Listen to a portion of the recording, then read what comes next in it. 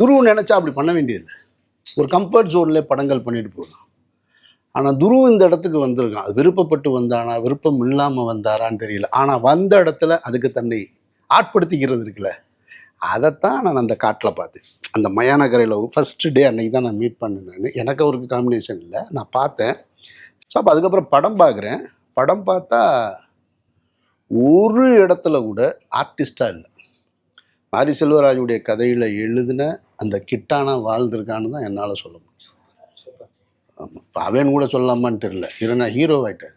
ஆனால் அது ஒரு பிரச்சனை இருக்குங்க, வாழ்ந்திருக்காரு அப்படின்னு வேணால் வச்சுக்கலாம். நம்ம தூக்கி வளர்த்த பிள்ளையாக இருந்தாலும் இன்றைக்கி ஒரு பொசிஷனுக்கு வந்திருக்கும் போது நான் துருவை பார்க்குறேன். துருவ இனிமே அது மாதிரியாக ஈஸியாக பயணிக்கும். அப்போ இப்போ என்ன ஆகும்னா, ஒரு டைரக்டருக்கு இன்றைக்கி இண்டஸ்ட்ரியில் இருக்கிற டைரக்டர்ஸ்களுக்கு எழுதலாங்க, ஒரு கதையை நம்பி எழுத முடியும்.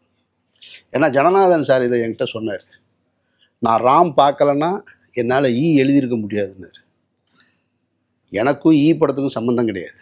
ஆனால் ஜனநாதன் சார் என்கிட்ட சொன்னார், நான் ராம்ன்ற திரைப்படத்தை பார்க்கலன்னா நான் ஈன்ற திரைப்படத்தில் இந்த ஜீவா வச்சுருக்க முடியாதுன்னு. அப்போது இனி வரக்கூடிய எத்தனை டைரக்டர்ஸ் இருக்காங்களோ, துருவ வச்சு யாரெல்லாம் படம் பண்ணுறாங்களோ, அவங்களுக்கு ஒரு ஆளை அடையாளம் காட்டின வேலையே மாறி செஞ்சுருக்கா அப்படின்னு நான் சொல்லுவேன்.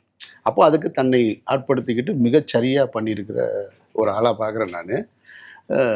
துருவ எனக்கு தெரிஞ்சு இனிமேல் தமிழ் சினிமாவில் தவிர்க்க முடியாத ஒரு ஹீரோவாக இருந்துகிட்டே இருப்பேன். அப்படி தான் நான் ஃபீல் பண்ணுறேன். ஆச்சி ராயல் குலோப் ஜாமுன் பேக்ஸ் 1 வாங்கினால் 1 இலவசம்.